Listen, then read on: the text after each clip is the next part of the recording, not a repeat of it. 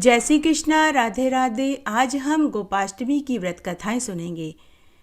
गोपाष्टमी के दिन गाय का पूजन करने और व्रत करने से मनुष्य के जीवन भर के सारे पाप धुल जाते हैं। पुत्र चाहने वाले को पुत्र, धन चाहने वाले को धन और कुंवारे लड़के लड़कियों का ब्याह हो, बुजुर्गों को गोलोक का वास मिले। आइए अब हम गोपाष्टमी की व्रत कथाएं सुनते हैं। एक बार एक राजा के दो बेटियां थी। बड़ी बेटी बहुत सुंदर थी, लेकिन वह ईर्ष्यालु प्रवृत्ति की थी, हमेशा अभिमान में ही रहती थी। जबकि छोटी बेटी सांवले रंग की साधारण नए नक्श वाली थी, लेकिन वह बड़ी ही धार्मिक प्रवृत्ति की थी। वह सभी तरह के व्रत उपवास किया करती थी। राजा ने अपनी दोनों बेटियों का लालन पालन एक जैसा किया, एक जैसी शिक्षा दीक्षा दी। दोनों साथ साथ बड़ी हुई। जब वे विवाह लायक हुई तो राजा के यहाँ सुवर्ण नामक नगर का देवदानी नाम का एक राजा की दोनों बेटियों को विवाह के लिए देखने आया। तब राजा देवदानी ने दोनों बहनों से विवाह कर लिया। राजा ने अपनी दोनों बेटियों का विवाह राजा देवदानी से कर दिया। राजा ने अपनी दोनों बेटियों को विवाह में खूब सारा दान दहेज दिया। रेशमी वस्त्र, कीमती गहने, दास दासियां, हाथी, नौकर, ऊंट सभी दिए। राजा ने अपनी दोनों बेटियों से पूछा कि बेटियों, मैंने तुम्हें दहेज में बहुत सारा सामान दिया है। हीरे मोती के जड़ाऊ आभूषण दिए हैं, कीमती रेशमी वस्त्र दिए हैं, हाथी घोड़े ऊंट और दास दासियां नौकर चाकर भी दिए हैं। अगर तुम्हें और कुछ चाहिए तो तुम बताओ। तब छोटी बेटी, जिसका नाम मीनाक्षी था, वह बोली, पिताजी मुझे मेरी गाय और बछड़ा भी दे दीजिए, क्योंकि वो अपनी गाय और बछड़े से बहुत लगाव करती थी। राजा ने उसको गाय और बछड़ा भी दे दिया। तब राजा ने बड़ी बेटी से पूछा कि बेटी, तुम्हारी छोटी बहन ने तो गाय और बछड़ा लिया है, तुम्हें क्या चाहिए? तो वह सोचने लगी कि मेरी छोटी बहन ने गाय और बछड़ा मांग लिया तो मैं भैंस मांग लेती हूँ। तो उसने अपने पिताजी से कहा कि पिताजी आप मुझे भैंस दे दीजिए। तब राजा ने सेवकों से कहकर भैंस भी लवाजमे के साथ कर दिया। दोनों बहनें सुखपूर्वक रहने लगी। बड़ी रानी स्वरा शादी के बाद भी अपनी छोटी बहन मीनाक्षी से ईर्ष्या करती रही। छोटी रानी पहले के भांति ही गाय की और बछड़े की खूब सेवा पानी करती। छोटी बहन ने अपने मिलनसार स्वभाव से महल में और महल के बाहर सभी का दिल जीत लिया। सभी छोटी बहन मीनाक्षी की खूब तारीफ करते थे। यह देखकर बड़ी बहन स्वरा को बर्दाश्त नहीं हुआ। तब एक दिन बड़ी बहन स्वरा ने अपनी एक दासी से कहकर अपनी छोटी बहन के गाय के बछड़े को मरवा दिया और उस बछड़े की लाश को गेहूं की बोरियों के नीचे दबवा दिया। इस बात की जानकारी किसी को नहीं लगी। शाम को छोटी रानी मीनाक्षी ने जब गाय के पास बछड़े को नहीं देखा तो उसने महल के नौकरों से बछड़े की खोज करवाई, लेकिन बछड़े का कहीं अता पता नहीं चला। नौकरों ने महल में और महल के बाहर पूरे राज्य में बछड़े को खूब ढूंढा, लेकिन वह कहीं नहीं मिला। उस दिन गाय पूरे समय अपने बछड़े के लिए रंभाती रही। गाय की आंखों से आंसू बह रहे थे। अपनी गाय की ऐसी हालत देखकर छोटी रानी मीनाक्षी भी बहुत दुखी हुई। उसने भी अन्न जल का त्याग कर दिया। जब रात्रि को राजा भोजन खाने बैठे तो उनका भोजन मांस में बदल गया। उनकी थाली में खून ही खून हो गया। देखते ही देखते पूरे महल में खून ही खून हो गया। जगह जगह मांस के टुकड़े पड़े मिले। यह देखकर राजा को महान आश्चर्य हुआ। राजा को लगा यह कैसी अनहोनी हो गई। उसी समय राजा ने अपने एक मंत्री को भेजकर राज्य ज्योतिषी को महल में बुलाया और इसका कारण पूछा। राज्य ज्योतिषी ने कहा कि महाराज, आपकी बड़ी रानी ने गाय के बछड़े को दासी के हाथ मरवा दिया और उसकी लाश को गेहूं की बोरियों के नीचे दबवा दिया। यह सब कुछ उसी की वजह से हो रहा है। आपके ऊपर गाय माता का शाप लगा है। तब राजा ने इसका निवारण पूछा। तब राज्य ज्योतिषी ने कहा कि हे महाराज, इसका तो एक ही उपाय है। कार्तिक मास के शुक्ल पक्ष की अष्टमी के दिन गोपाष्टमी आएगी। आप अपनी दोनों रानियों के साथ और नगरवासियों के साथ गोपाष्टमी का व्रत करें, पूजन करें, गाय और बछड़े की पूजा करें, तभी आप इस पाप दोष से छूट सकते हैं। ऐसा करने से बछड़ा भी पुनर्जीवित हो जाएगा, नहीं तो आपकी 7 पीढ़ियों को इसका शाप लगेगा। तब राजा ने बड़ी रानी को बुलवाया। बड़ी रानी स्वरा पाप के बोझ से दबी जा रही थी। उसने राजा से और अपनी छोटी बहन से अपनी गलती की माफी मांगी। उसके बाद जब कार्तिक मास के शुक्ल पक्ष की अष्टमी तिथि आई तो राजा ने अपनी दोनों रानियों के साथ गोपाष्टमी का व्रत रखा, गाय और बछड़े की पूजा करी। दूसरे दिन व्रत का उद्यापन किया। 11 ब्राह्मण ब्राह्मणियों को जोड़े के साथ भोजन खिलाया और उन्हें दूध देने वाली बछड़ा सहित गाय दान में दी।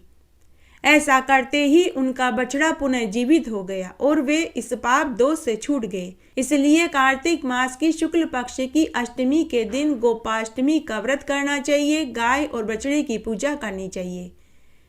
ऐसा करने से कोटि देवी देवताओं का पूजन और व्रत हो जाता है। एक बार की बात है, सतयुग के जमाने की बात है, जब लोगों की कमाई 1 रुपया हुआ करती थी। तब उस जमाने में अगर कोई महीने में 5 या 10 रुपए कमा लेता था तो उसे बहुत बड़ी बात मानी जाती थी। तब 3 आने में 1 किलो घी आ जाता था। यह कहानी भी उसी जमाने की है। एक नगर था, उस नगर का नाम रत्ना नगरी था। नगर के राजा का नाम रतन सिंह था, तो नगरी का नाम भी रत्ना नगरी पड़ गया। उस नगरी में एक सेठ सेठानी रहते थे। सेठानी के पास एक गाय थी। सेठानी खुद गाय की सेवा पानी करती थी। गाय को हरा हरा चारा खाने को देती, पीने को शीतल जल भरकर रखती।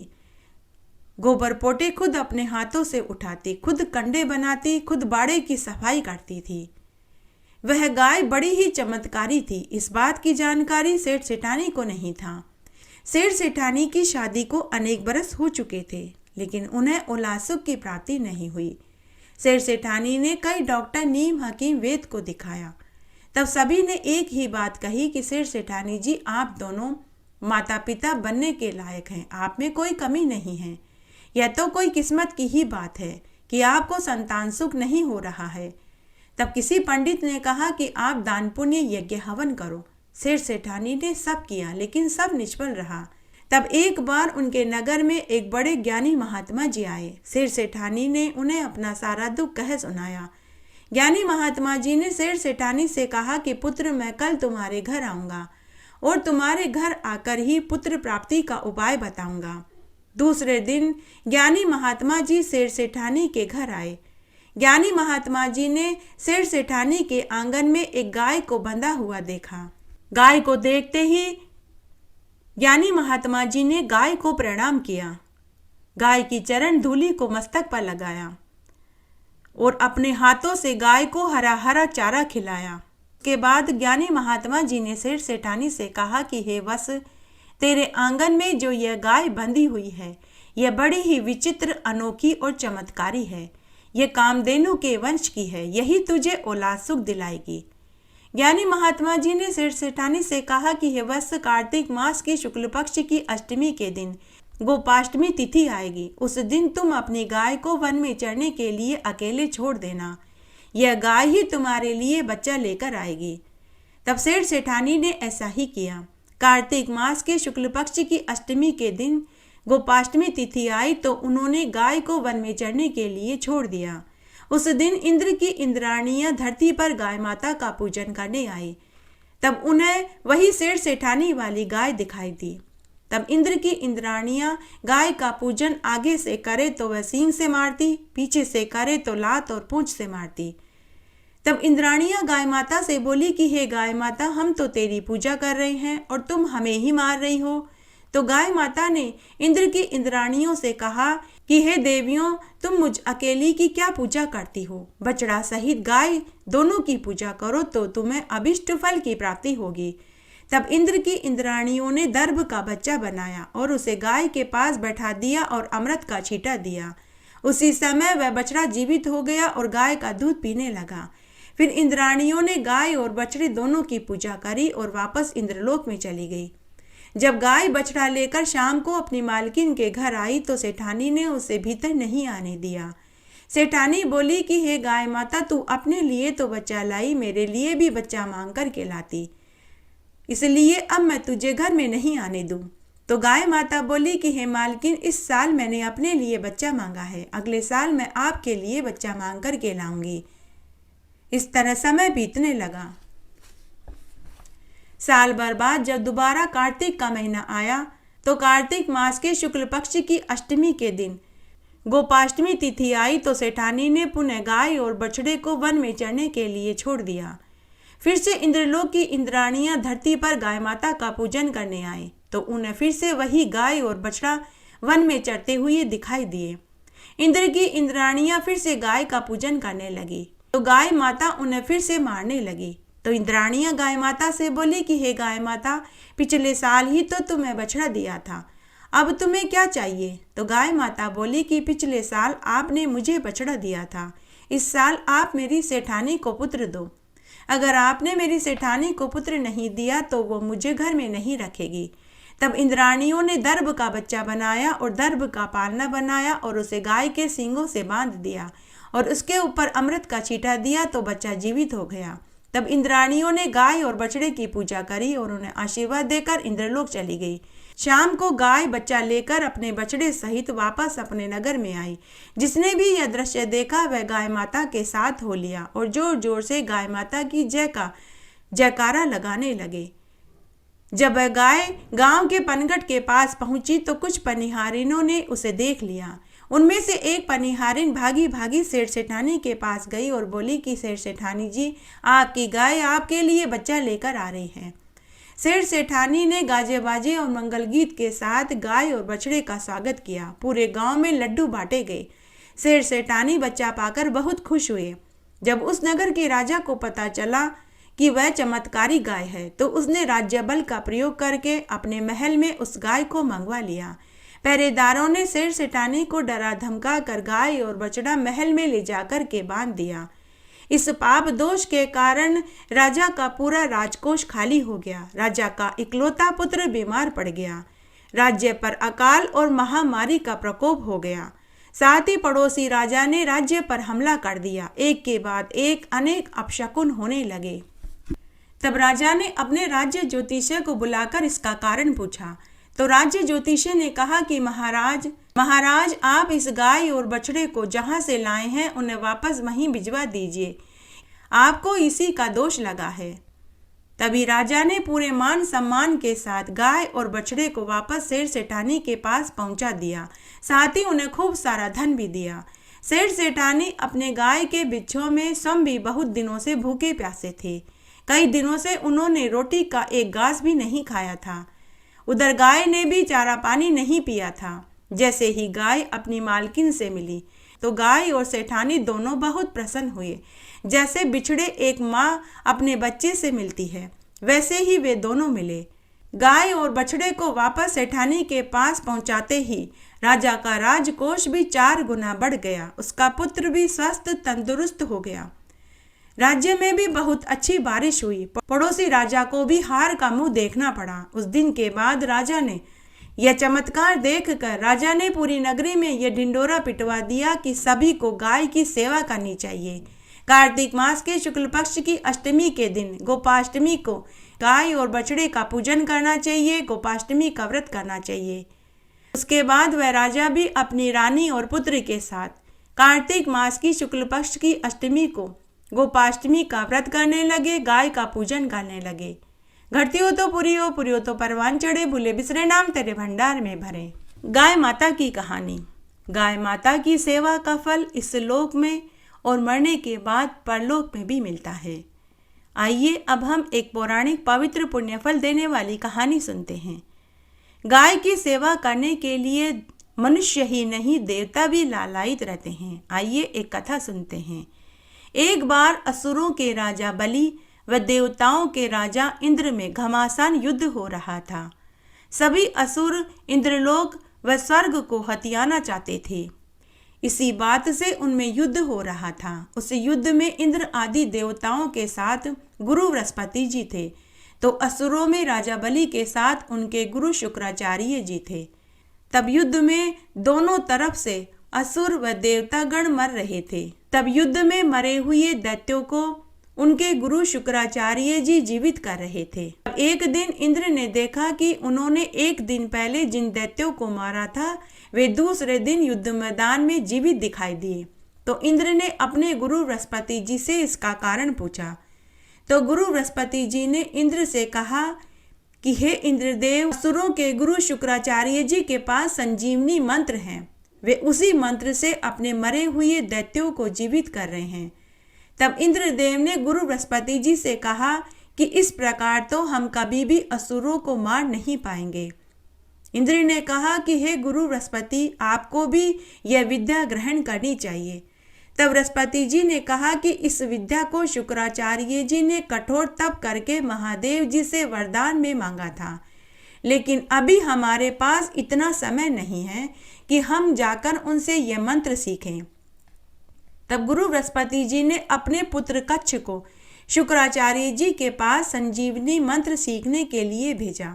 तब कच्छ शुक्राचार्य जी के पास गया और उनसे विनती करने लगा, हे गुरुवर, आप मुझे अपना शिष्य बना लीजिए। मैं आपके आश्रम में रहकर आपकी सेवा करना चाहता हूँ। तब शुक्राचार्य जी ने पता लगा लिया कि यह तो बृहस्पति का पुत्र कच्छ है, लेकिन कच्छ की भक्ति सेवा से प्रसन्न होकर शुक्राचार्य जी ने उसे अपना शिष्य बना लिया। कच्छ शुक्राचार्य जी के आश्रम में रहकर गाय चराने का काम करने लगा और सुबह शाम गुरु की सेवा करने लगा। कच्छ बहुत सुंदर, आकर्षक, हष्ट पुष्ट देह वाला युवक था। कच्छ को कई वाद्य यंत्र भी बजाने आते थे। शुक्राचार्य जी की एक बहुत सुंदर लड़की थी जिसका नाम देवयानी था। उसे नृत्य गान बहुत पसंद था। कच्छ व देवयानी में मित्रता हो गई। कच्छ वाद्य यंत्र बजाता गाता तो देवयानी नृत्य करने लगी। कच्छ के सुंदर सुडोल हष्ट पुष्ट शरीर पर देवयानी का दिल आ गया। देवयानी कच्छ से भीतर ही भीतर प्यार करने लगी। तब एक दिन असुरों को पता चल गया कि बृहस्पति का पुत्र कच्छ शुक्राचार्य जी के आश्रम में संजीवनी मंत्र की शिक्षा लेने आया है, तो उन्होंने कच्छ को मारने का उपाय बनाया। जब कच्छ अकेले वन में गाय चरा रहा था तो असुरों ने कच्छ को मार दिया और उसके टुकड़े टुकड़े करके शेर को खिला दिया। शाम को गाय तो वापस आश्रम में लौट आई, लेकिन कच्छ नहीं आया। देवयानी ने अपने पिता से कहा कि पिताजी, कच्छ वन में से वापस नहीं आया, आप पता लगाइए कि कच्छ कहाँ रह गया। तब शुक्राचार्य जी ने अपने तंत्र मंत्र से पता लगा लिया कि कच्छ मारा जा चुका है और शेर उसे खा चुका है। तो शुक्राचार्य जी ने अपनी पुत्री से कहा, पुत्री, अब कुछ नहीं हो सकता, कच्छ मारा जा चुका है, अब वह जीवित नहीं हो सकता। यह सुनकर देवयानी करुण रुदन करने लगी और बोली कि पिताजी, मैं कच्छ से प्रेम करती हूँ, अगर वह जीवित नहीं हुआ तो मैं अपने प्राण त्याग दूंगी। तब शुक्राचार्य जी ने अपने संजीवनी मंत्र विद्या से कच्छ को पुनः जीवित कर दिया। 2-4 दिन बाद जब असुरों ने पुनः कच्छ को जीवित देखा तो उन्होंने फिर से कच्छ को मारकर समुद्र में फेंक दिया। फिर से शाम को गाय तो वापस लौट कर आश्रम में आ गई, लेकिन कच्छ पुनः नहीं आया। देवयानी पुनः अपने पिता से बोली कि पिताजी, गाय तो वापस आश्रम में लौट आई, लेकिन कच्छ अभी तक नहीं आया। फिर से शुक्राचार्य जी ने अपने तंत्र बल से पता लगा लिया, तो उन्होंने अपनी बेटी से कहा कि बेटी, कच्छ तो मारा गया और उसे मारकर समुद्र में फेंक दिया, अब वह जीवित नहीं हो सकता। देवयानी फिर से रोने लगी और बोली, पिताजी, आपकी संजीवनी मंत्र की विद्या कब काम आएगी? आप मेरे कच्छ को वापस जीवित कर दीजिए, नहीं तो आप मुझे मार डालिए। शुक्राचार्य जी ने पुनः कच्छ को अपने संजीवनी मंत्र से जीवित कर दिया। इस तरह कच्छ फिर से जीवित हो गया और फिर से गायों की सेवा करने लगा। 2-4 दिन बाद जब वापस असुरों ने शुक्राचार्य जी के आश्रम में कच्छ को जीवित देखा तो उन्होंने फिर से एक योजना बनाई। फिर से उन्होंने कच्छ को अकेले वन में गाय चराते हुए देखा तो दैत्यों ने कच्छ को मार दिया और उसका चूर्ण बना करके उस चूर्ण को सुरा में मिला दिया और वह सुरा शुक्राचार्य जी को पिला दी। शाम को वापस वन में से गाय तो लौट आई, लेकिन कच्छ पुनः नहीं आया। वापस देवयानी अपने पिता के पास आई और बोली कि पिताजी, आज वापस वन में से गाय तो आ गई, लेकिन कच्छ नहीं आया। शुक्राचार्य जी ने फिर से तंत्र मंत्र से पता लगा लिया, तो उन्होंने अपनी बेटी से कहा कि बेटी, कच्छ तो फिर से मारा गया, लेकिन इस बार मैं उसे जीवित नहीं कर सकता। पुत्री ने कहा कि क्यों पिताजी, आपकी संजीवनी मंत्र से कच्छ जीवित क्यों नहीं हो सकता? तो शुक्राचार्य जी अपनी बेटी से बोले कि बेटी, असुरों ने कच्छ को मारकर उसका चूर्ण बनाकर के सुरा में डाल दिया और वह सुरा उन्होंने मुझे धोखे से पिला दी। अब कच्छ पाउडर रूप में मेरे पेट में पड़ा है। अगर अब मैं उसे संजीवनी मंत्र से जीवित करता हूँ तो वह मेरा पेट फाड़ कर बाहर आ जाएगा। इससे वह तो जीवित हो जाएगा, लेकिन मेरी मृत्यु हो जाएगी। तब देवयानी अपने पिता से बोली कि पिताजी, मैं आपके और कच्छ दोनों के बिना जीवित नहीं रह सकती। अब आप ही कोई उपाय सोचिए। तब शुक्राचार्य जी को एक ही उपाय समझ में आया। उन्होंने अपने संजीवनी मंत्र से अपने पेट में पाउडर रूप में पड़े कच्छ को जीवित किया और उसे संजीवनी मंत्र की विद्या दे दी, और फिर पेट में पड़े हुए कच्छ से कहा कि हे पुत्र, मैंने तुम्हें जीवित कर दिया। पुत्र, मैंने तुम्हें पेट में ही संजीवनी मंत्र की शिक्षा भी दे दी, लेकिन मैं तुम्हें अपने पेट में से बाहर एक ही शर्त पर निकालूंगा। जो मैंने तुम्हें संजीवनी मंत्र की शिक्षा दी, तुम्हें उसकी दक्षिणा देनी होगी। जब तक तुम मुझे उसकी दक्षिणा नहीं दोगे, मैं तुम्हें पेट में से बाहर नहीं निकालूंगा। तो पेट में ही पड़े हुए कच्छ ने शुक्राचार्य जी से कहा कि हे गुरुदेव, आप मांगिए, जो भी आप मांगेंगे मैं आपको वही दूंगा। तब शुक्राचार्य जी ने कहा कि पुत्र, जब मैं तुम्हें जीवित करूंगा तो तुम मेरा पेट फाड़ कर बाहर आ जाओगे। उससे तुम तो जीवित हो जाओगे, लेकिन मेरी मृत्यु हो जाएगी। तब तुम मुझे संजीवनी मंत्र से पुनः जीवित करने का वचन दो। जब तुम मुझे ये वचन दोगे कि तुम बाहर आते ही संजीवनी मंत्र से मुझे जीवित करोगे, तो ही मैं तुम्हें बाहर निकालूंगा, तो ही मैं तुम्हें जीवित करूंगा। तो कच्छ ने वचन दिया कि हे गुरुदेव, जो आप कहते हैं मैं वही करूंगा। उसके बाद शुक्राचार्य जी ने कच्छ को अपने पेट से बाहर निकाल दिया। उसके बाद कच्छ शुक्राचार्य जी का पेट फाड़ कर बाहर आ गया और जीवित हो गया। कच्छ सच्चा गुरु शिष्य निकला। उसने भी संजीवनी मंत्र से शुक्राचार्य जी को जीवित कर दिया। उसके बाद देवयानी ने कच्छ से विवाह करने का प्रस्ताव रखा, तो कच्छ ने अस्वीकार कर दिया। देवयानी ने कच्छ से इसका कारण पूछा, तो कच्छ ने कहा, मैं अभी अभी तुम्हारे पिता के पेट से जन्मा हूँ, उस नाते हम दोनों भाई बहन हुए, इसलिए मैं तुमसे विवाह नहीं कर सकता। यह सुनकर देवयानी नाराज हो गई। उसने शाप दिया कि हे कच्छ, मैं तुम्हें शाप देती हूँ कि तुम्हें जब भी संजीवनी मंत्र की जरूरत पड़ेगी, तब उसी समय तुम इस मंत्र को भूल जाओगे। तुम इस संजीवनी मंत्र से किसी को भी जीवित नहीं कर पाओगे।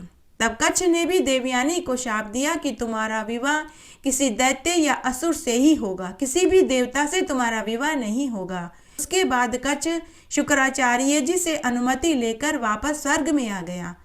तब इंद्र, बृहस्पति, विष्णु, ब्रह्मा आदि देवताओं ने कच्छ का फूलों से स्वागत किया। तब इंद्र ने कच्छ से पूछा कि हे वत्स, तुमने संजीवनी मंत्र की शिक्षा ग्रहण करी या नहीं? तो कच्छ ने सभी देवताओं को बुरी सच्चाई बताई। तब विष्णु भगवान कच्छ से बोले कि हे पुत्र कच्छ, तुम गोलोक में जाकर गायों की सेवा करो, गायों को बांसुरी की मधुर तान में हरि संकीर्तन सुनाओ। ऐसा करने से तुम देवयानी के शाप से मुक्त हो जाओगे। उसके बाद कच्छ ने गोलोक में जाकर गायों की सेवा करी, उनके कान में हरि कीर्तन सुनाया, तो वह देवयानी के शाप से मुक्त हो गया। गायों की सेवा करने से न केवल बड़े से बड़े पाप धुलते हैं, बल्कि शाप से भी मुक्ति मिल जाती है। इस तरह आज हमने गोपाष्टमी की प्रमुख व्रत कथाएं सुनी। आशा करती हूँ यह आपको जरूर पसंद आएगी। मेरे साथ बने रहने के लिए आपका धन्यवाद। आगे आने वाली कथा कहानियों के लिए भी आप इसी तरह मेरे साथ बने रहें। धन्यवाद।